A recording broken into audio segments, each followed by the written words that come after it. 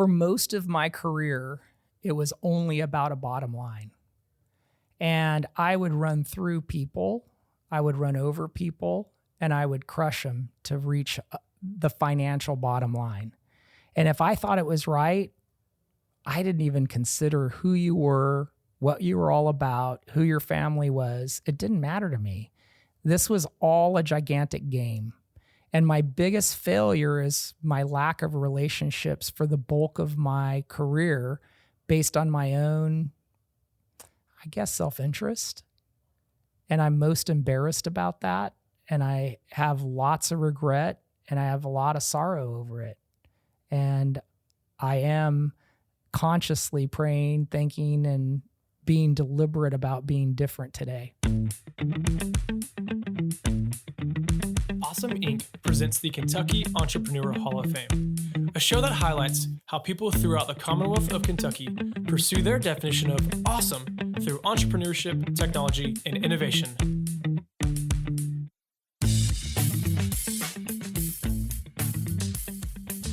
With 30 years of restaurant experience, Rob Perez has seen firsthand how to build restaurant brands and how addiction has affected the industry he loves. Along with his wife, Diane, he founded Dv8 Kitchen as a social enterprise focused on giving second chance employment opportunities to people in recovery from drug or alcohol addiction through vocational, on-the-job training. Dv8 Kitchen focuses on providing top-quality food, service, and atmosphere for every guest. And their hope is to create a new standard for the second chance employee to live by and to change the way guests perceive people in addiction recovery. Feeling good? Yeah. Awesome. Feel great. Well, hey, Rob, I am beyond excited to have you in our space at Awesome Inc. hanging out today because it's been great to get to know you over the last, 3 years and Yes, sir. just run around each other in Lexington and do life with each other. So yeah, for those who don't know Rob is the owner of both Solgood and Dv8 in Lexington, Kentucky, and is a huge effort in social entrepreneurship and just loving people very well. And so, Rob, I think that sums you up pretty quickly. Very kind introduction. Hey, it's also very true. And I'd like to just make sure that everybody knows that I acknowledge my wife as a co-owner as well. Yes, so she is. Just want to make sure that, there's harmony, a little harmony. I love it. Awesome. So, Rob, what's a bit of your background? How did you end up in Lexington or even Kentucky as a whole? And how did you end up getting involved within the entrepreneurial community? I know you have a different avenue, but with social entrepreneurship, what was the causes of that for you? Yeah. Wow. Okay. So I'm a farm kid and I wanted to find something easier than farming. So I fell into restaurants. And the cool story is the first day that I started at the first restaurant I ever worked at, the first person they said, hey, let's take you around before we start your training and introduce you to people, was a really sweet looking 18-year-old hostess. And I've been married to her for 31 years now. Oh, really? Yeah. Man, that is spicy. That was a pretty cool day. So then I kind of made my way through the ranks. I worked at the Hard Rock Cafe. I started with them when they were kind of a fledgling group, only 6 restaurants. And they were kind of the toast of the town in the restaurant entertainment business. And I got to work my way up through operations and then development. I got a chance to do something I had no business doing, had no idea what I was doing. And we were growing so fast, they just gave me the opportunity. And it was wonderful. So my job would be to find restaurants, develop them, strike the deal with the developers, the landlords, work with the cities and be liaisons, and then be the liaison for all construction, all operations, all design, everything, and then build it and turn it over to our operator at the end. So it was cool. Then the president of the Hard Rock, after 5 years, asked if I would be interested in going back to Disney, where he originally came from. And we started up a division at Disney that created concepts, both food and entertainment concepts outside of the berm of the theme park, leveraging Disney brands. And so I was lucky to have dual roles there, both development and operations. Did it for almost 8 years, and it was good, Learned a bunch, but I knew that I didn't want to be in a corporate structure anymore. So 9/11 also happened, changed everything. And to be honest, I don't think that Disney was the happiest place on earth to work. And I didn't like it anymore. I didn't want to be there. They knew it and I knew it. So we came up with a conclusion that would end in 6 months, and it worked out great. I struck the deal before 9/11, and unfortunately, we were the toast of the town as a concept, ESPN Zone, and even having the background of Hard Rock. And it seemed like I could get a job anywhere at the time. And God has a funny way of humbling you, because when 9/11 happened, the whole fashion of restaurants completely changed. They went from big and flashy in tourist destination spots, and people were happy to pay for the flash and buy T-shirts, which really fueled the whole profit margin. And literally after 9/11, everybody wanted down and dirty. They wanted unique. They wanted something that was authentic, not flashy. So not only the fashion of the business that I had been in for almost 20 years had changed, but the need for someone like me went away. And so I didn't even have a place that anybody wanted me to come, because they felt as though with my background, I had too many assistants. I had too many people reporting to me, and I wasn't close enough to the ground to each of those silos, including my guests, my food, and my staff. And it was kind of unfair, because I came through the ranks and I understood it and I had to get there, but that was the perception of anybody that wanted to hire us.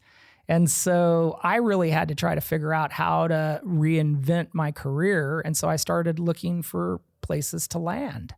And it ended us up here with a Applebee's franchise here. And it was completely a bend in the road that I had taken before, but it was a step. And the interesting fact that some folks don't know is that my wife was a flight attendant for the first, until we started having children, first 13 years of our marriage. And we just happened to end up here a couple of times. I went on trips with her whenever I could. And we were walking around in the snow on Christmas one day, and we had just eaten at Joe Bologna's. And I literally told her, and she said at the same time, wow, this is a really livable place. We could live in Lexington, Kentucky. And at the time we were living in Miami or, Orlando, I'm not sure. And the idea is that we always remembered that. And so when we were looking for jobs, we really chose the place more than the company. And we came here and did that for 2 years, and it was time to leave there. And my wife, I had begged to allow us to open up a restaurant, but she was always concerned. And at the end of the day, she acquiesced, and we decided to open up Saul Good, and that was 11 years ago. So wow, that is so much more than I ever realized, man. Yeah. So real quickly, I want to say that you're well suited, and again, you just touched on it, that you are very immersed in all your different restaurant background. So from your Hard Rock to Applebee's, now to Saul Good and Dv8, what would you say was your very first point of entry into the restaurant world? And on that journey, again, you talked about going from like development to owning restaurants. Where did you initially think you were going to go from your first restaurant, which was Hard Rock? Oh gosh, I just, I mean, when I started Hard Rock, I was in the middle of addiction too. And so it was more of a party than a profession, to be honest. I was always serious about my profession, and I worked really hard. And the cool thing about being a farm kid is you're not afraid to work hard. And the reality of this whole thing is that I feel so lucky to have that farm background and work really hard and know how to work physically hard, that it served me so well in an industry that really is just kind of understanding how to become sophisticated now. So the long and the short of it is that I got a lot of credit for working really hard. And I was lucky enough to have the heredity that helped me think really deeply about things. And so the ability to work hard as a blue collar worker and think hard as a white collar worker really suited me well in the restaurant industry. I can't imagine me being able to do as well in any other, I guess, career. And I mean, I barely have a high school degree. Really? Yeah. I didn't know that. I cheated my way through that too, by the way. Man, times are different now. Yeah. I love that. Yeah. So and you talked about how you were on Christmas. It was Christmas Day, and you were here with your wife, and you're like, wow, Lexington's it's a memorable place. I could see ourselves living here. How did Saul Good formulate? You talked about people didn't want flashy. They wanted something authentic and unique. How did Saul Good, over a decade ago, develop out of a flame plight to Lexington? Great question. Well, we were trying to figure out how to develop something with the name ESPN in it, some entertainment idea. And we were in the Hancock building in downtown Chicago, and we were conducting focus groups with people in Chicago because our focus for the very first whatever ESPN thing we were going to build was going to be in Chicago originally. And we went into really a whole evening of focus groups. And the funny thing is that they got there was 3 separate groups, and they divided it up into unaided questions where they didn't place any perception of what they were doing, just left it completely broadly and asked questions, and then aided questions in the second half. Well, each of the 3 groups unanimously, when there was an unaided question like, so tell me what would work best in Chicago? What kind of restaurant, what kind of entertainment complex would work best in Chicago? And as loudly and as quickly and as definitively as possible, every single person says, oh, whatever you do, don't do a sports bar. Don't do anything to do with sports. And they kept on drilling down, and everybody that's there that's trying to open up something that's a sports concept is all deflated. And it gets worse. I mean, it was like, hey, sports concepts are completely ubiquitous. I mean, Chili's, Fridays, everybody is a sports bar. And so don't do that. Well, buyers are liars. So the second half of this is that they said, okay, now what kind of what kind of restaurant or entertainment complex do you think Chicago's ready to have if it had the name ESPN attached to it? Then it wasn't anything but positive, mainly from the men. The women were kind of lukewarm still. And I realized that the women were more focused on really not having a sports bar in the first part of the focus group. And so I started thinking about that. And I ran across this data that said that women decide 76% of the time where people eat. And I started thinking, okay, so the women didn't want a sports concept. We're opening a sports concept, and I wanted to know why. And so I tore it all apart. And in that kind of process, I never forgot it. And when I started thinking and dreaming about opening up our own place, I went right there. And I thought, is there a way to build a restaurant that wouldn't void a woman's opinion or a woman's desire to go to it? If you could make a 0 veto vote from every woman, what would you build? And so we really built the concept of Saul Good around the idea that no woman should say no. And every guy hopefully doesn't even know that, that's what it's built for. But really, it's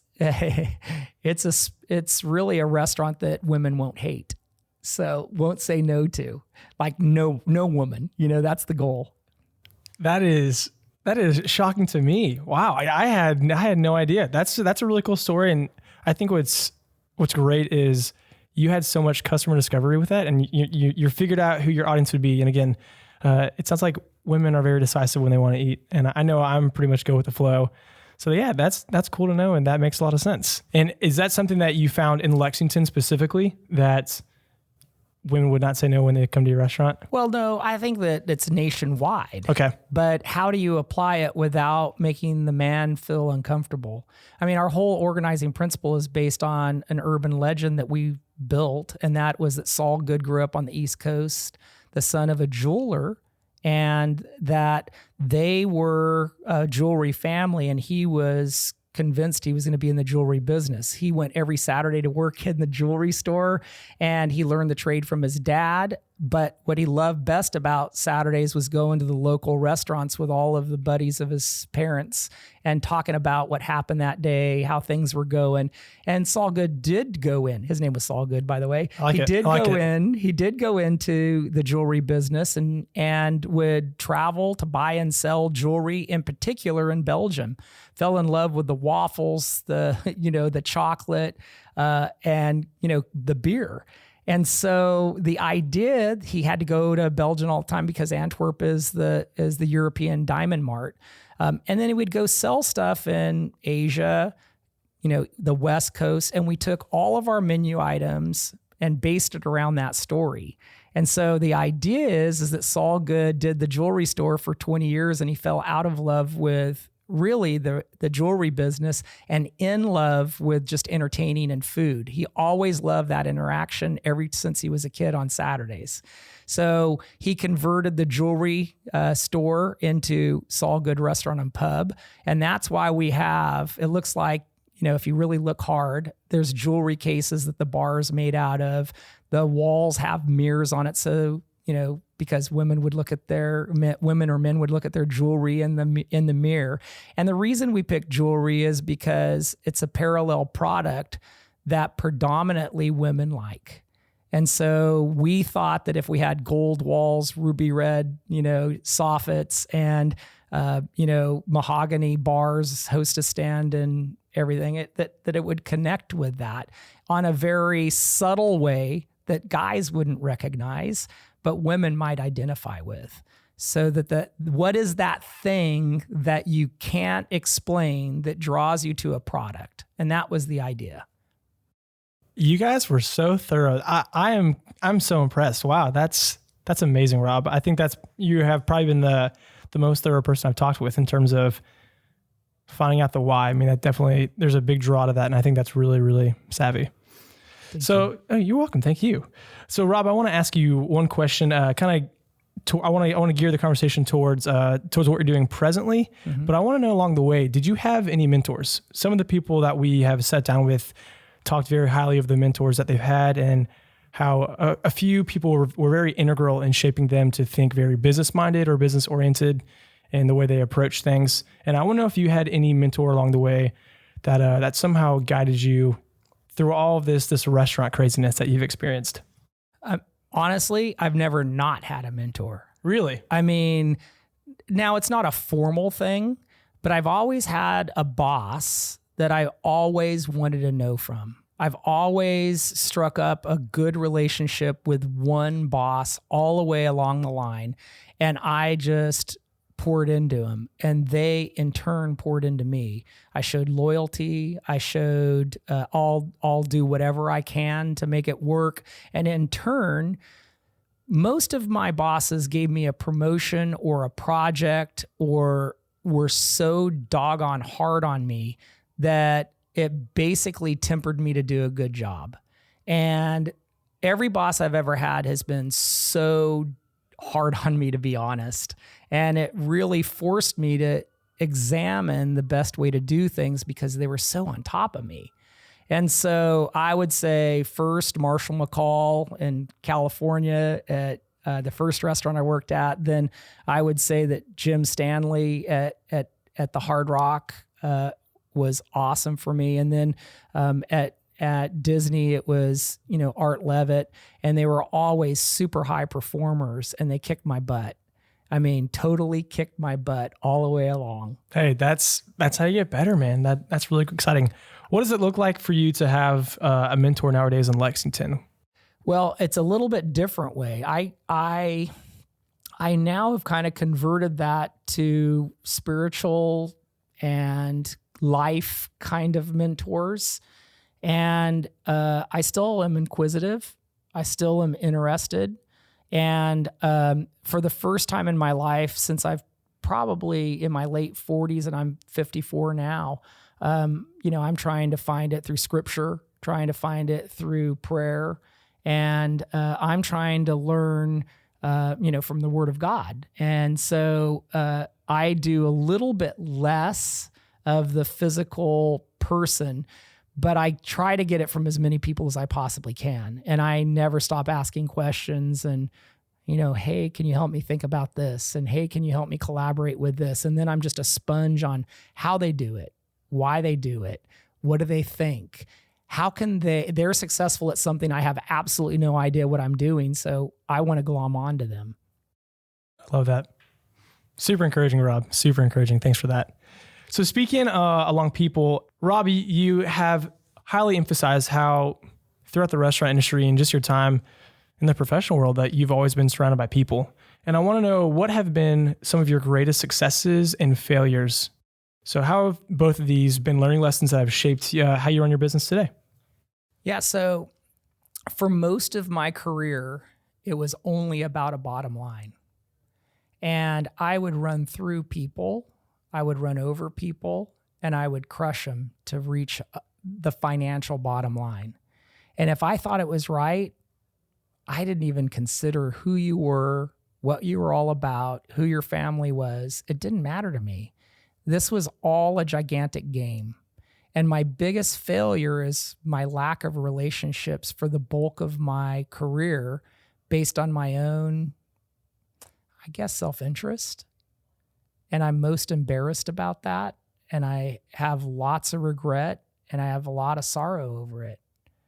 And I hope that I'm doing a lot to change that mentality. And I was wrong, and I'm sorry for the people I hurt and disregarded. And I am consciously praying, thinking, and being deliberate about being different today. Well, I'm not a fast learner. Okay. And I can kind of trace any success that I've ever had with an absolute failure. And I have never, ever learned anything that I've done well. I've only learned when I've screwed up.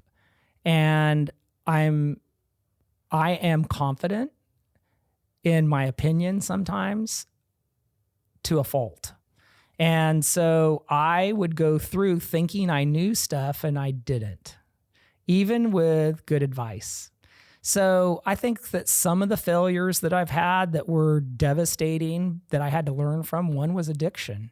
I had to go through a really, tough personal time figuring out my addiction and how it was going to fit into my life, into really my marriage, into my work life, because I'm in a restaurant industry, and it was difficult. That was probably one of the most poignant things that have happened.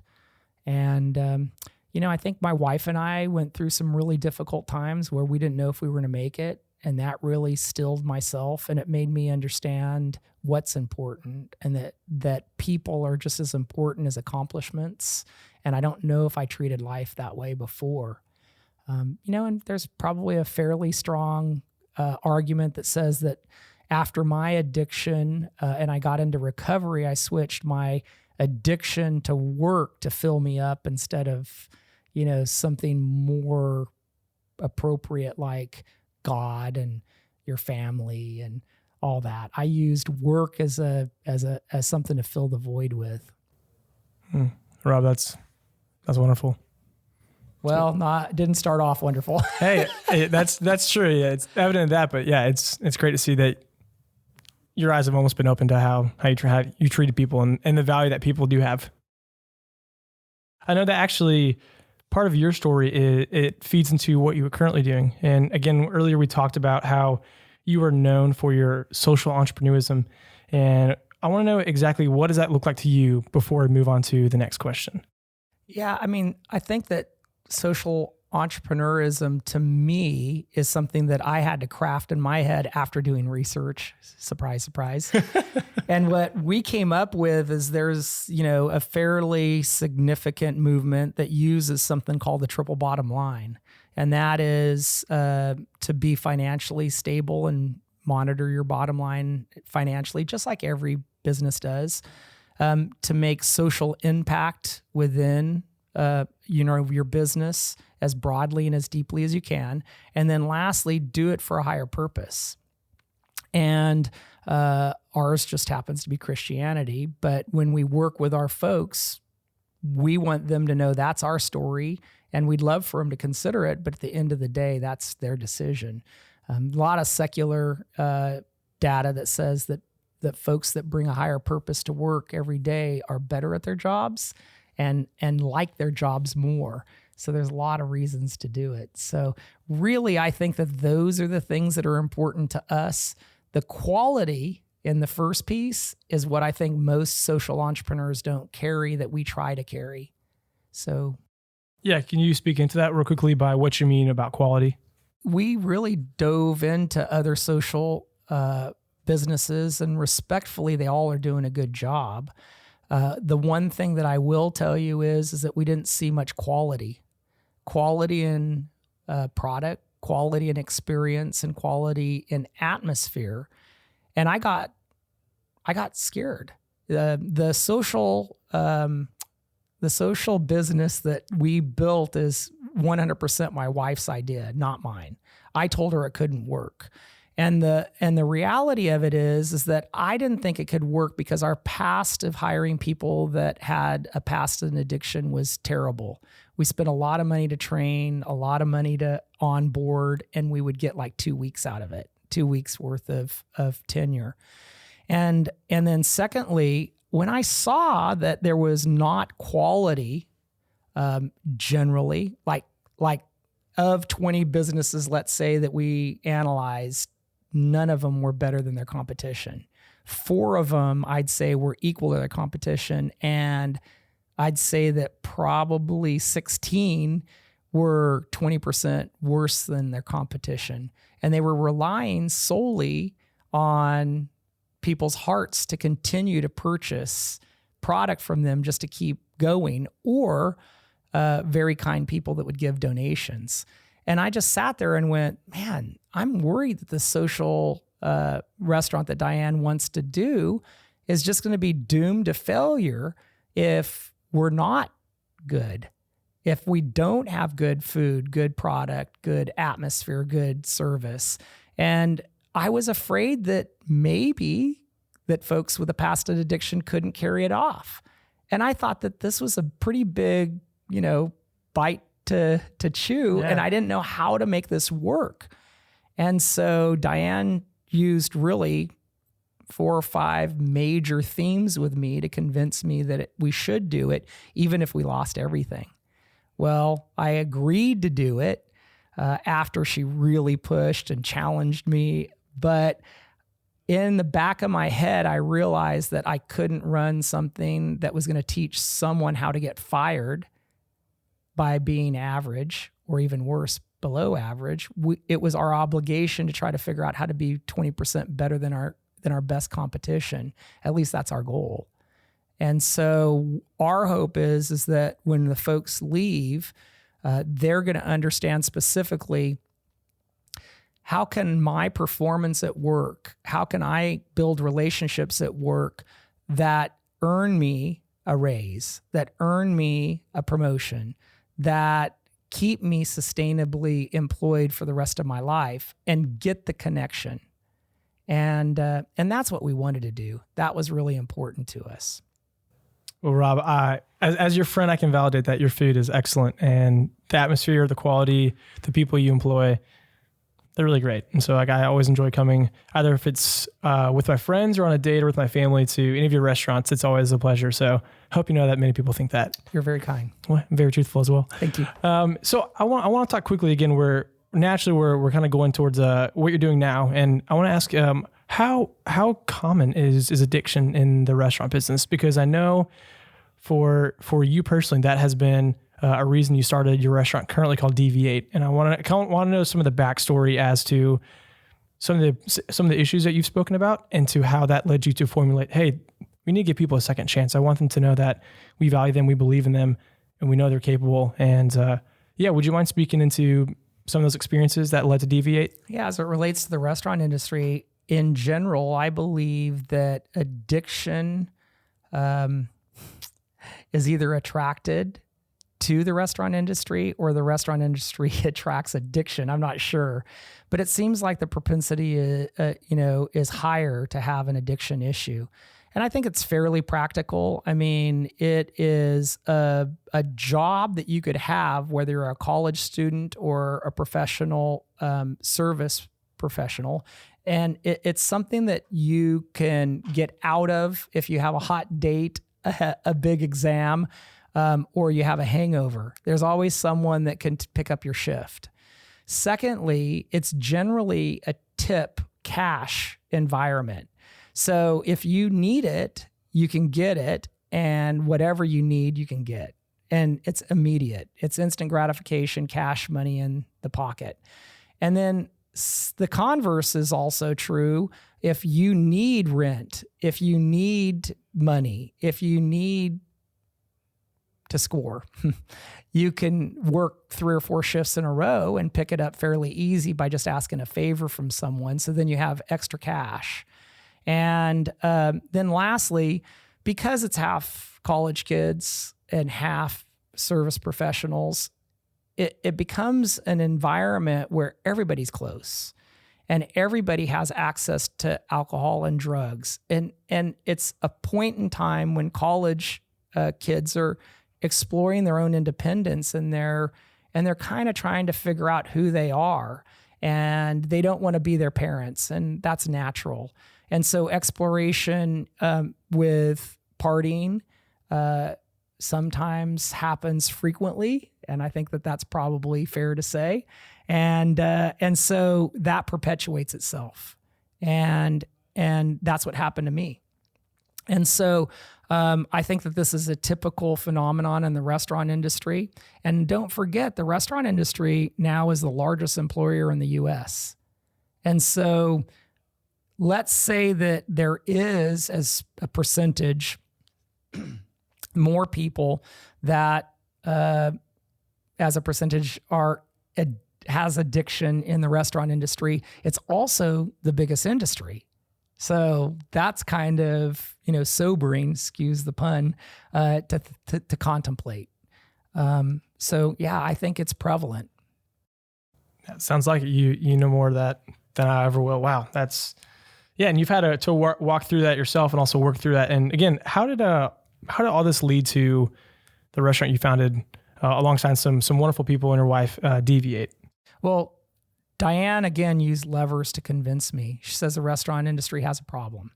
At the time when she started kind of pushing me, we had lost 12 people to addiction. Now we've lost 16 in 3 restaurants in 11 years. Or I'm sorry, 4 restaurants now in 11 years.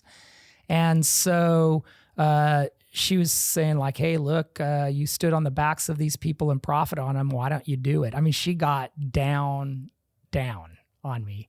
And I kept on saying no because of what I'd mentioned before. Then the best server we ever had, we caught doing heroin in our bathroom. And we built a relationship around her, gave a second chance to her, but didn't know how to manage someone in recovery and didn't know how to validate it. It led to us finding out that she was still doing heroin after 7 months, and we'd become friends with her. And we again let her go. She went to rehab, 6 months, extensive, detox, behavior modification therapy, and in, really a big inpatient push to try to help her get her head right. She went out and got a job. She got one right away because she was special, incredibly special, still is. And she got a job at a fancy urban supermarket, and they let her go because she had a background that had drug possession and a shoplifting. And so that was heartbreaking. And Diane goes, look at how our society eliminates opportunity for someone that has made a mistake. Automatically and systematically, employers in America don't ask anybody about their addiction. They just don't interview them because they have a gap in their employment history. And she says if they knew that she had gone through rehab, would they give him a chance? But we aren't even hardwired today to even think about that question. We don't contemplate it. And it's funny, we don't really contemplate recidivism. And I mean recidivism with people going back to addiction from recovery. And we don't really consider our role when it comes to recidivism, people going back to prison. Why wouldn't we understand that we're part of the problem? Because once they're released, the jail cell wall doesn't go away. The jail cell wall is now invisible, but it goes in front and in between the person that's trying to apply for a job and the boss. It goes in between the person that's trying to get an apartment and the person that's going to rent them an apartment. It goes in front of the person that's trying to vote, right? I mean, if you can't get a job, you can't get an apartment, you don't have any representation, why wouldn't you go back to that way of life and end up back in prison? If there's no hope, there's no hope. Man, Rob, I'm so glad that you are making a change, and it's very evident that this is something so important to you and your family. And I think it's beautiful that you guys are giving people that second chance. And I know that's the mission of Dv8, and you are giving people who have relapsed or been in jail a chance to come to work, because everything you're saying is right. We often as people drop the ball over and over again with willing to reach out our hand and help someone when it's tough, when it's dirty, when it's unattractive. And I understand exactly your thought there. I had a friend who had some substance issues, and they had to go to rehab, and it was a difficult journey, just willing to not want to give up on them, honestly. And I know that we had some tough conversations about a year and a half ago when they were walking through some of this. And sometimes when you don't know what to do, you do nothing.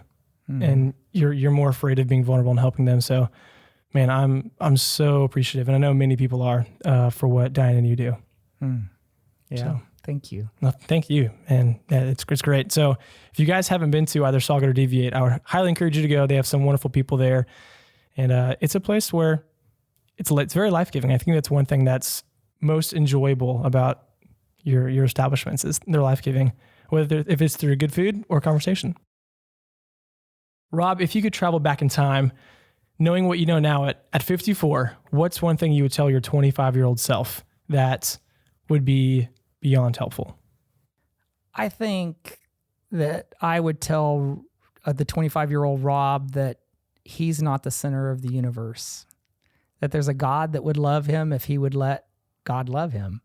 And I couldn't get out of the rut of trying to be in control and trying to run my life and trying to run everybody around me.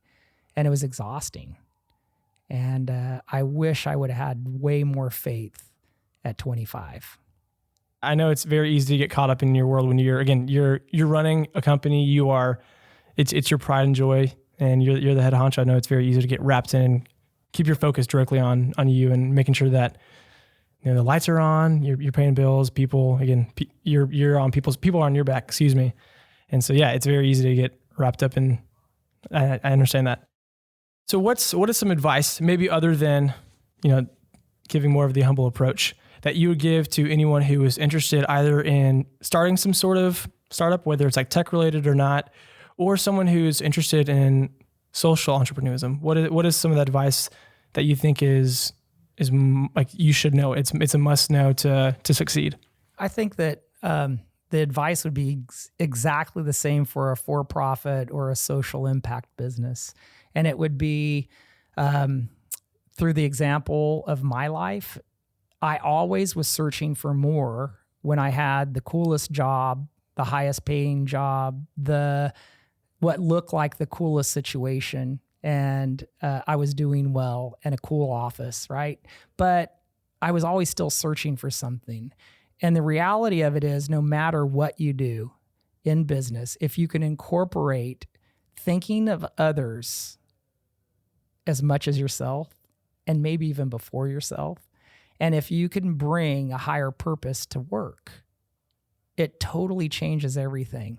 Conversely to the fancy jobs I used to have, I'm basically, a busboy now, and I'm not getting paid very much. I've had 2 days off in 2 years. And honestly, it's the best job I've ever had because I'm contemplating running a business for someone other than me. And I bring God to work every day, and it's something I never did before.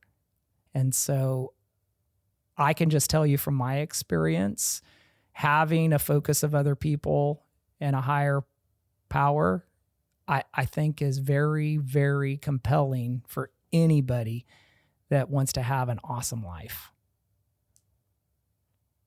I guess one of the things in our lives that really blow me away is that I had a 10th grade teacher ask me once this question. He said, "Hey, Perez, why did man not fly 50 years before the Wright brothers?" And I'm like, I don't know. It's pretty abstract. I don't. And he pressured me to try to figure it out. And 10 minutes, 15 minutes went by. I didn't know. And finally he had to give me the answer because I was so frustrated. He says, we didn't fly as man 50 years before the Wright brothers, even though we had the technology. We had everything 50 years prior, but we didn't fly because we thought we couldn't. And going into the second chance opportunity business, I've realized that that's our approach. And we aren't even contemplating that we should help people because we think we can't. We think that really helping people to prevent them from going back to drugs or prison is too hard and it'll never work. And the connection that really makes the difference is not transactions like giving money or going to Thanksgiving dinner and serving the homeless. It's really, really about relationships. The only hope we have as a society is to stop a second and literally get our hands dirty, screw up our schedules, and just have a relationship with someone that needs it. Because most of these folks hadn't had a good parental experience, or they chose to drug during the middle of the formative years where they were trying to learn how to be independent. And I would just try to ask your audience to contemplate what we can do instead of what just is impossible, and try to do it for people and incorporate that relationship model into everybody's corporate culture. And I challenge you to stop worrying about recycling things like cans and paper and start repurposing people and having relationships. That's great. Rob, thanks so much for joining us today. We really appreciate it. My pleasure. Thank you. All right, well, that's it. We want to say thank you again so much for checking out the Kentucky Entrepreneur Hall of Fame podcast. Special thanks to Lee Roseveare for the music that you hear in the show, and to Lexington's Awesome Inc. for hosting us from their space. Again, I'm Garrett Farbach. Make sure to check back and tune in next time. We'll see you then.